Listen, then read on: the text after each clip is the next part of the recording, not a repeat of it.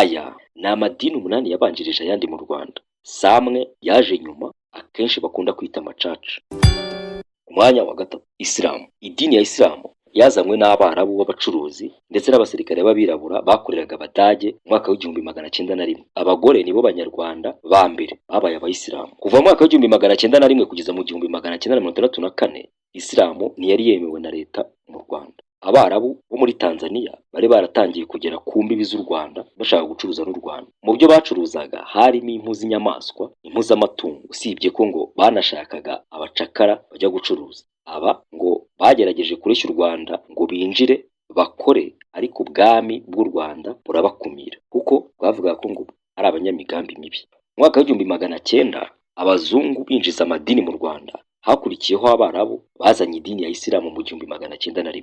Aba Barabu bakaba baragaragaye bwa mbere i Nyanza, bakabita Abaswahili kuko bakoreshaga ururimi rw'Igiswahili. Mu mwaka w'1907 nibwo Umudage wayoboraga Afurika y'Uburasirazuba ndage witwaga Duc Adolf Friedrich Herzog de Mecklenburg yaje mu Rwanda, ashinga Kigali iyo murwa mukuru w'ubutegetsi bw'Abadage. Bituma babandi bose bari muri serivisi z'Abadage ndetse n'Abarabu b'abacuruzi bimukira i Kigali. Mu mwaka w'1908 Abayisilamu bo mu ngabo z'Abadage n'Abarabu b'abacuruzi bari bamaze kwegerana, bashinga umuryango remezo wa mbere w'Abayisilamu mu Rwanda.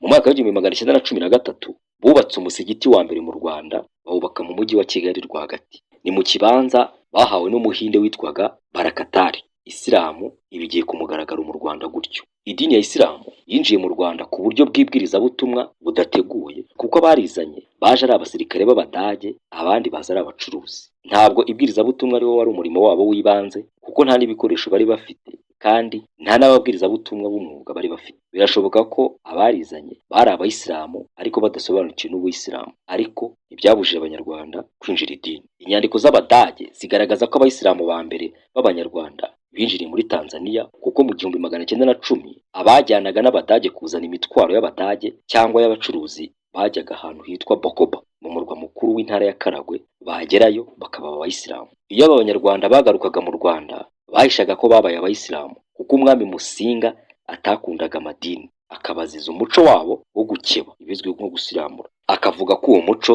udakwiye abagabo no kubaka icyubahiro, kandi ko umunyarwanda ubaye Umuyisilamu adakwiye gutura mu murenge kugira ngo atazabanduriza abaturage. Mu mwaka w'1914 umwami Musinga yaciye iteka ko Abanyarwanda babaye Abayisilamu bagomba gusanga bene babo b'abanyamahanga mu mijyi. Hari ibintu bine by'ingenzi bifatwa nk'ibyakuririye Abanyarwanda kuba Abayisilamu. Icya mbere, gushaka. Abayisilamu b'abanyamahanga baje mu Rwanda, hari abatarasubiraga iwabo, bikaba ngombwa ko bashinga ingo mu Rwanda. Nubwo bitari biboroheye, bageraga ubwo babona abakobwa bashakana nabo bakabagira abagore bakabana. Ibi ni nabyo byatumye Abanyarwanda ba mbere babaye Abayisilamu bari abagore, kubera gushakwa n'abo banyamahanga. Icya kabiri, ubusirimu. Icyo gihe Abanyarwanda bari babayeho neza ngo bari Abayisilamu. Aba bakobwa bashatse mu Basilamu bambaraga neza, kuko abagabo babo bari abacuruzi b'abanyamahanga, bakitwa Abasirimu, maze bene wabo n'abo bakobwa nabo bakinjira idini bashaka gusirimuka, ni ukuvuga guhindura imibereho. Ikindi cyakuriye Abanyarwanda kuba Abayisilamu ni ugushaka ubukire. Abanyarwanda bari babeshejweho n'ubuhinzi n'ubworozi gusa, ariko icyo gihe abari bamaze kubona ko ubucuruzi ari ikindi kintu gituma umuntu akira, kuko abacuruzi bari Abayisilamu, Abanyarwanda nabo bakinjira muri iryo dini kugira ngo nabo bamenye gucuruza. Indi ngingo yakuriye Abanyarwanda kwinjira mu Buyisilamu ni ukuva mu cyaro no kubona ubwigenge. Iyo Umunyarwanda yabaga Umuyisilamu yajyanwaga gutuzwa aho abandi Bayisilamu batuye, kuko ubutegetsi bw'Ababiligi nibo bari barasimbuye Abadage muri icyo gihe, bwari bwarabashyiriyeho amategeko yihariye atari nk'ay'abandi Banyarwanda. Muri yo hakaba harimo kubatuza ahantu hamwe. Kuva mu mwaka w'1930 mu Rwanda hatangiye kwaduka ikintu cyiswe shiku, ni ukuvuga uburetwa, imirimo y'agahato, ubucakara. Umuntu wese ugejeje imyaka 16 cyangwa 18 bakamukatira igipimo cyitwa igitari, agahinga imyumbati, ikawa, agatera amashyamba atazasarura, bagaharura imihanda, imirimo batahemberwaga. Bigatuma abasore benshi bayicika, bakava mu cyaro bakigira mu nsisiro z'Abayisilamu, bakinjira idini, kuko uwabaga yinjiye mu idini yabaga atanye n'iyo mirimo y'agahato. Ababwirizabutumwa ba Isilamu batangiye kuza mu Rwanda kwigisha iyobokamana mu mwaka w'1925, nuko Isilamu ikomeza kwaguka mu Rwanda kugeza n'ubu. Umwanya wa kabiri, EPR, Église Presbytérienne au Rwanda EPR mu magambo ahinnye. Itorero Presbytérienne mu Rwanda ni itorero riri mu Rwanda ryemewe kuva mu mwaka w'igihumbi magana cyenda na karindwi, ryazanywe n'ubutumwa bw'ivugabutumwa bw'abaluteriyani b'i Beteli bo mu Budage, baje bayobowe na Pasteur Ernest Johansen na mugenzi we Lucius. Baje batumiwe n'Abadage bari baraje gukoloniza u Rwanda, bakaba bari bafite ubutumwa bwo kwita ku bafite ibibazo by'imibereho, cyane cyane abafite ubumuga bwo mu mutwe.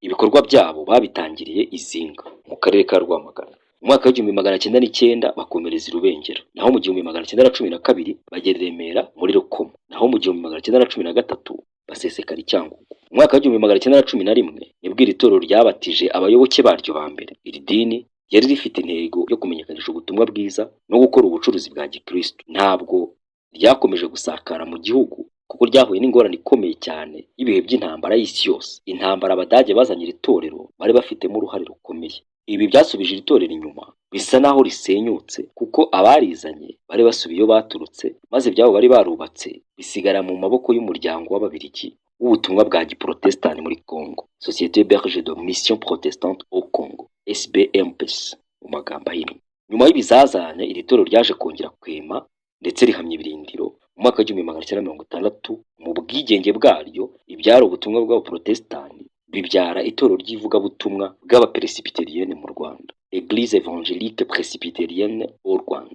Mu mwaka w'igihumbi magana cyenda mirongo itandatu na gatatu iri torero ryabonye abashumba, abapasiteri babiri b'Abanyarwanda, Nason Hitimana na Ildefonse Muzigamfizi. Bombi bari bavuye kwiga teolojiya muri Cameroon. Mu mwaka w'igihumbi magana cyenda na mirongo irindwi Pasteur Nason Hitimana yabaye umuyobozi mukuru, perezida wa mbere w'itorero EPR, ari Umunyarwanda, asimbuye Pasteur Phididius wariyoboraga nk'umunyamabanga mukuru. Pasteur Nason Hitimana yakorewe mu ngata na Pasteur Michel Twagirayezu. Uyu wasimburwa na Pasteur Dr André Karamaga, na wasimburwa na Pasteur Professeur Dr Elize Musemakweli. Inkoni y'umushumba mukuru wa EPR ayisigira Pasteur Dr Pascal Bataringaya. Iri torero rifite umwihariko wo gushyira imbere uburinganire bw'abagore n'abagabo, rikaba rifite agahigo ko kuba ryo ryagize umugore wa mbere wabaye pasteur. Uwo akaba ari Pasteur Renata Ndayisaba, pasteur wa mbere w'umugore mu Rwanda.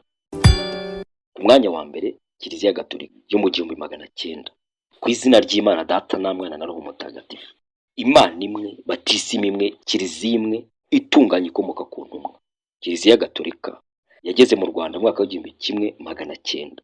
Ni idini ryazanywe ryadukanywe n'abapadiri bo mu muryango w'abanyabutumwa ba Afurika, Société des Missionnaires d'Afrique. Aba bazwi nk'abapadiri bera, Père Blanc, ab'Abanyarwanda bise abaperebura. Aba bashinzwe n'umunyarigeria Musenyeri Lavigeri, wari ufite inyota yo kugeza henshi kandi kuri benshi ubutumwa bwiza yamenye. Aba banyabutumwa ngo banejejwe no kugera mu Rwanda bagasanga nta yandi madini ahabarizwa, kuko bumvaga ko bagiye kuhagira igihugu gikristo. Ntibyabahiriye uko babishakaga, ariko ntibyabatunguye kuko bari babwiwe kare ngo pale ku Bwana Mukari, ngo hariya habarizwa abagabo b'amakari batisukirwa, batirukira ibihinda byose. Nubwo Abanyarwanda babanje kugora Kiliziya, ntibyayibujije kubaganza kuko yari ifite icyayizanye, maze ifata umwanya ugaragara mu mateka y'u Rwanda ahora azirikanwa. Tariki 20 z'ukwezi kwa mbere mu mwaka w'igihumbi magana cyenda, Musenyeri Jean Joseph Hirt n'abari bamuherekeje bageze Ishangi ku butaka bw'u Rwanda, yakirwa n'Abadage bari bahakambitse. Aho Ishangi akaba ariho hambere hasomewe misa ku butaka bw'u Rwanda. Tariki 2 z'ukwezi kwa kabiri mu mwaka w'igihumbi magana cyenda, Musenyeri Jean Joseph Hirt n'abo bari kumwe bageze ibwami, bakirwa n'umwami Yuhi wa gatanu Musinga. Hagati y'umwaka w'igihumbi magana cyenda na rimwe kugera mu gihumbi magana cyenda na gatanu habayeho yubakwa n'itangizwa rya za misiyoni. Hari amaze kubakwa 5 zikurikirana muri ubu buryo: Save Zaza, Nyundo, Rwaza na Mibirizi. Tariki 25 Ukuboza mu gihumbi magana cyenda na kabiri, kuvuga ko hari kuri Noheli, Umunyarwanda wa mbere Elizabeth Nyirambeba yahawe isakaramento rya batisimu, yarabatijwe. Tariki ya 1 Mata igihumbi magana cyenda na 10, Padiri Pauline Lupias wamenyekanye cyane ku izina rya Rugigana yishwe na Rukara rwa Bishingwe Inahana batatu, amujijije kwivanga mu mibereho y'Abanyarwanda yiha ububasha adafite. Tariki 7 Ukwakira mu gihumbi magana cyenda na 17 habonetse abapadiri ba mbere b'Abanyarwanda, aribo Donati Reberaho na Baritazari Gafuku. Uyu Gafuku akaba afite agahigo ko kuba ari we Munyarwanda wa mbere wanditse igitabo yakise Abanyekori b'i Rwanda. Muri Nyakanga igihumbi magana cyenda na 17, umwami Yuhi wa gatanu Musinga yaciye iteka ryemerera buri Munyarwanda kujya mu idini yitiyemo. Mu mwaka w'1929 habayeho ishingwa ry'urwunge rw'amashuri rwa Strida Indatwa n'Inkesha. Ni ishuri rizwi nka Groupe Scolaire Officiel de Butare, urwunge rw'amashuri officiel rwa Butare. Tariki ya mbere Nzeri mu 1933 Kiliziya yatangije ikinyamakuru cya mbere gikorera mu Rwanda. Hasohoka nimero ya mbere ya Kinyamateka, ikinyamakuru cyabimburiye ibindi byose mu Rwanda. Tariki 17 Ukwakira mu 1943 umwami Mutara wa gatatu Rudahigwa yarabatijwe, yitwa Charles Léon Pierre. Tariki 27 Ukwakira mu 1946 umwami Rudahigwa ku mugaragaro atura u Rwanda Kristo umwami ubasumba na nyina Bikira Mariya. Tariki 21 Mutarama mu mwaka w'1947 Papa Pio wa 12 yambitse umwami Mutara wa gatatu Rudahigwa umudaru wa Chevalier Commandeur de l'Ordre de Saint Grégoire le Grand, umudaru uhabwa abakoreye ibikorwa by'indashyikirwa cyangwa abakristo b'intangarugero mu bihugu byabo. Tariki 14 Gashyantare mu 1952 Musenyeri Aloys Bigirumwami yabaye musenyeri wa mbere w'umunyarwanda, aba n'uwa mbere w'umwirabura muri Afurika mbirigi na Afurika y'Uburasirazuba muri rusange. Tariki 12 Mata mu mwaka w'1960 hatangijwe gahunda y'ubutabazi gatolika mu Rwanda, Caritas Rwanda yatangiye ibikorwa ku mugaragaro. Tariki 3 Ugushyingo mu mwaka w'1963 ku busabe bwa leta y'u Rwanda abapadiri b'abadominikani bo muri Canada intara ya Quebec bashinze kaminuza y'u Rwanda i Butare, bayiyoboye kugeza mu mwaka w'1972.